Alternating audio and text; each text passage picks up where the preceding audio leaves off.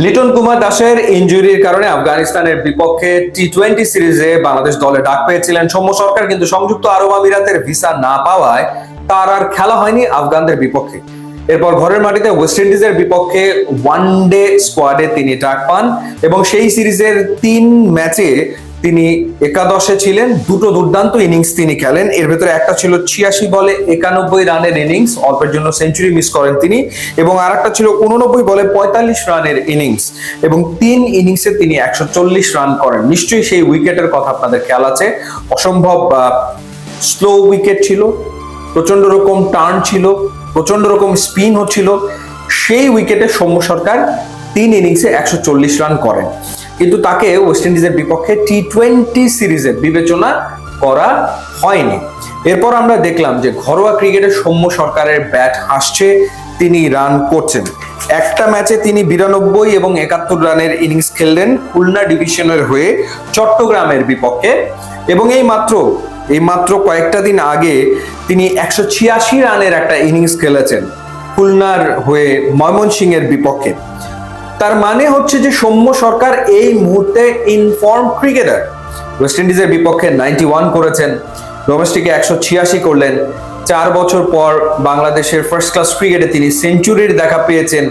এর আগে বোথ ইনিংসে তিনি হাফ সেঞ্চুরি করেছেন, যার ভেতরে একটা ছিল 90+ অর্থাৎ 92 করেছিলেন, আর একটা 71। সো সেই ইনফর্ম সৌম্য সরকারকে বিবেচনা করা হলো না আয়ারল্যান্ডের বিপক্ষে 3 ম্যাচের টি-20 সিরিজের জন্য। অথচ যেই স্কোয়াড নির্বাচকরা দিলেন সেই স্কোয়াডে তারা রাখলেন 4 জন উইকেট কিপারকে।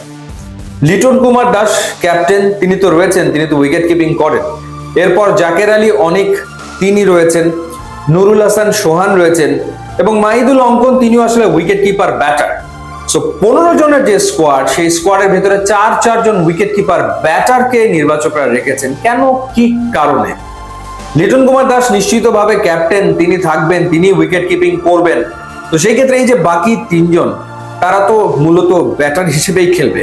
সো মূলত যদি তারা ব্যাটার হিসেবে খেলে, এই মুহূর্তে ইনফর্ম কে, রানের ভেতরে থাকা ক্রিকেটার কে? জাকের আলী অনিক, মাহিদুল অঙ্কন, নুরুল হাসান সোহান, নাকি সৌম্য সরকার? কে আসলে? তো কেন, কি কারণে এই বিবেচনা করা হলো সেটা আসলে বোধগম্য হচ্ছে না। এবং এক্সপিরিয়েন্সের কথা যদি বলি, সৌম্য সরকার এই 3 জনের চেয়ে অনেক বেশি এক্সপিরিয়েন্সড ক্রিকেটার।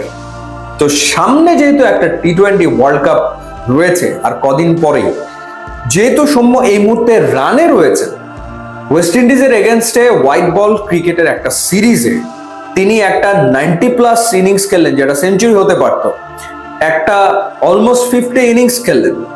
তাকে আয়ারল্যান্ডের বিপক্ষে এই সিরিজটাতে খেলানোর একটা দুর্দান্ত সুযোগ ছিল সিলেক্টার্সদের, এবং দেখা উচিত ছিল যে সৌম্য কি অবস্থায় রয়েছেন। সৌম্য যেভাবে ইনফর্ম রানে রয়েছেন, তিনি যদি এই সিরিজে রান পেতেন তাহলে ডেফিনেটলি মানে একটা হাই হোপ নিয়ে তিনি ওয়ার্ল্ড কাপে যেতে পারতেন, বা বাংলাদেশও বেটার কিছু এক্সপেক্ট করতে পারতো। সেখানে অফ ফর্ম ক্রিকেটার যাদের দলে টিকে থাকা নিয়েই কথা হচ্ছে যে আদৌ তারা দলে টিকে থাকবে কিনা, তাদের ওপরে আস্থা রাখলেন বিসিবির নির্বাচক। এই হচ্ছে বাস্তবতা। ইউটিউব, ইনস্টাগ্রাম লিঙ্ক আছে, আপনারা যোগ দিলে খুবই খুশি হবেন। Thanks for watching.